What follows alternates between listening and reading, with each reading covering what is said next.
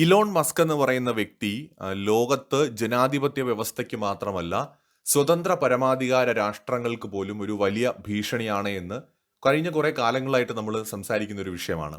ഇതേ കാര്യം ഇപ്പോൾ ഫ്രാൻസിലെ പ്രധാനമന്ത്രിയായിട്ടുള്ള ഫ്രാങ്കോയിസ് ബെയ്റൂവും പറഞ്ഞിരിക്കുകയാണ്.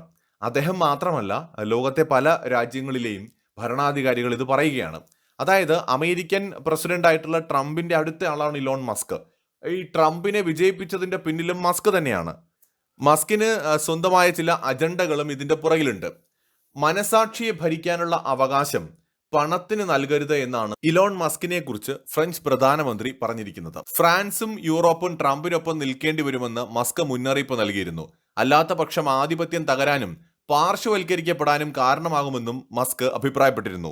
ഇതിന്റെ പശ്ചാത്തലത്തിലാണ് ഇപ്പോൾ ഫ്രഞ്ച് പ്രധാനമന്ത്രി ഇങ്ങനെ ഒരു സ്റ്റേറ്റ്മെന്റ് പറഞ്ഞിരിക്കുന്നത്. നോക്കൂ, നമ്മള് ഇന്ത്യക്കാരെ മനസ്സിലാക്കേണ്ടത് ഇന്ത്യയുടെ ഒരു സുഹൃത്തല്ല ഇലോൺ മസ്ക് എന്ന് പറയുന്നത്.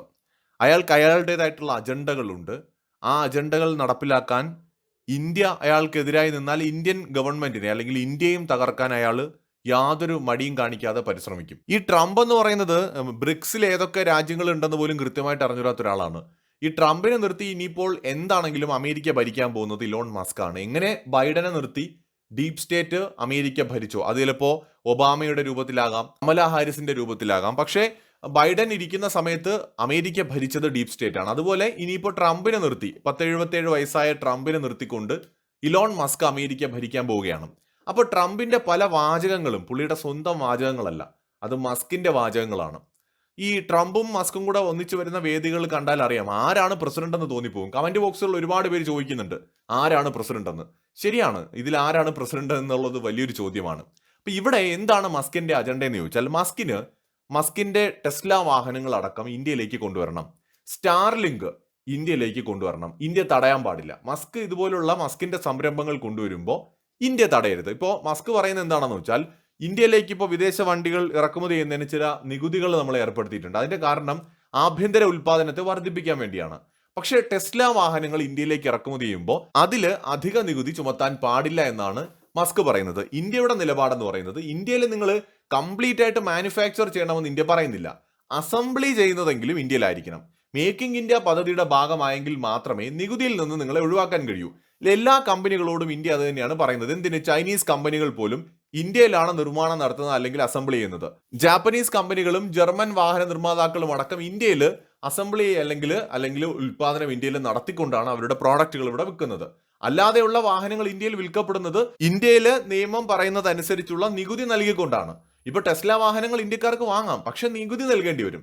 പക്ഷെ മസ്ക് പറയുന്നത് അത് പറ്റില്ല. മസ്കിന്റെ വാഹനങ്ങൾ ഇന്ത്യയിലേക്ക് ഇറക്കുമതി ചെയ്യുമ്പോൾ അധിക നികുതി ഏർപ്പെടുത്താൻ പാടില്ല. ഇന്ത്യ പറഞ്ഞു അങ്ങനെ ഒരു പരിപാടി നടക്കില്ല, ഒരു കമ്പനിക്ക് മാത്രമായിട്ട് ഇളവ് നൽകാൻ കഴിയില്ല എന്ന് ട്രംപിന്റെ കഴിഞ്ഞ ടേമിലും പിന്നീട് ബൈഡന്റെ ടേമിലും ഇന്ത്യ തീർത്തു പറഞ്ഞിരുന്നു. അപ്പൊ ഇവിടെ ഈ നമ്മുടെ ട്രംപിനെ ഉപയോഗിച്ചുകൊണ്ട് മസ്ക് ശ്രമിക്കുന്നത് ഈ ഒരു ഇറക്കുമതി നടത്താൻ ഇളവ് ഉണ്ടാക്കി കൊടുക്കുക എന്നുള്ളതാണ്. മറ്റൊരു കാര്യം, സ്റ്റാർ ലിങ്കിന്റെ പ്രവർത്തനം ഇന്ത്യയിൽ കൊണ്ടുവരിക.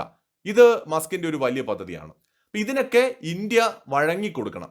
അപ്പൊ ഇവിടെ ട്രംപ് ചെയ്യുന്ന എന്താണെന്ന് വെച്ചാൽ, ഇന്ത്യയുടെ ചില, നമുക്കറിയാലോ ജിയോ പൊളിറ്റിക്സിൽ ഇന്ത്യയുടെ ചില താല്പര്യങ്ങളുണ്ട്. അതിന് നമുക്ക് US പിന്തുണ വേണ്ട ചില കാര്യങ്ങളുണ്ട്.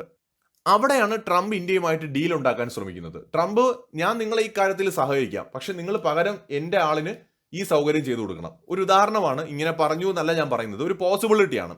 ഇപ്പൊ ഇന്ത്യ പറയാണ് ബംഗ്ലാദേശിലെ വിഷയത്തിൽ ട്രംപ് നമ്മുടെ കൂടെ നിൽക്കണം, ബംഗ്ലാദേശിലെ അട്ടിമറി ഒരിക്കലും നിങ്ങൾ അനുവദിക്കരുത് എന്ന് പറയുമ്പോൾ ട്രംപിന് വേണമെങ്കിൽ ഇങ്ങോട്ട് ഡിമാൻഡ് ചെയ്യാം, ശരി ബംഗ്ലാദേശിലെ കേസിൽ ഞാൻ നിങ്ങളുടെ കൂടെ നിൽക്കാം, നിങ്ങളുടെ ഇഷ്ടമുള്ള കാര്യങ്ങൾക്ക് അവിടെ ഒരു പ്രശ്നവുമില്ല, അമേരിക്ക ഇടപെടില്ല, പകരം നിങ്ങൾ ഇലോൺ മസ്കിന്റെ സ്റ്റാർ ലിങ്ക് ഇന്ത്യയിൽ പ്രവർത്തിപ്പിക്കാൻ അനുവാദം കൊടുക്കണം, അല്ലെങ്കിൽ മസ്കിന്റെ ടെസ്ലയ്ക്ക് നികുതിയിൽ ഇളവ് കൊടുക്കണം.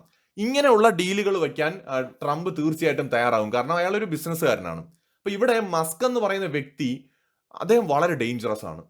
മനുഷ്യരാശിയെ അയാൾ ചൊവ്വയിൽ കൊണ്ടുപോകും, ബുധനിൽ കൊണ്ടുപോകും, അങ്ങനെ ചെയ്യും ഇങ്ങനെ ചെയ്യും, ആ കണ്ടുപിടുത്തം ഈ കണ്ടുപിടുത്തം എന്നൊക്കെ പറയുമ്പോൾ തന്നെ അയാൾ ഒരു ബിസിനസ്സുകാരനാണ്.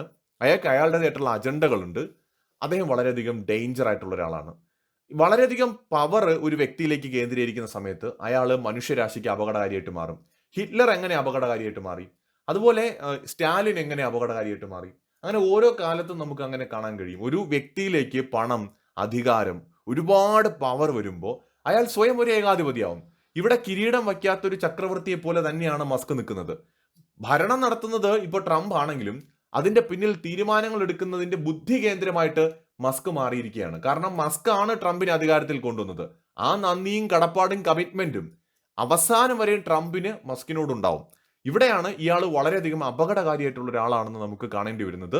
തീർച്ചയായിട്ടും ഇന്ത്യക്ക് അത്ര ഫേവറബിൾ ആയിട്ടുള്ള ഒരാളായിരിക്കില്ല മസ്ക്. മറ്റൊരു വീഡിയോയുമായി വീണ്ടും കാണാം.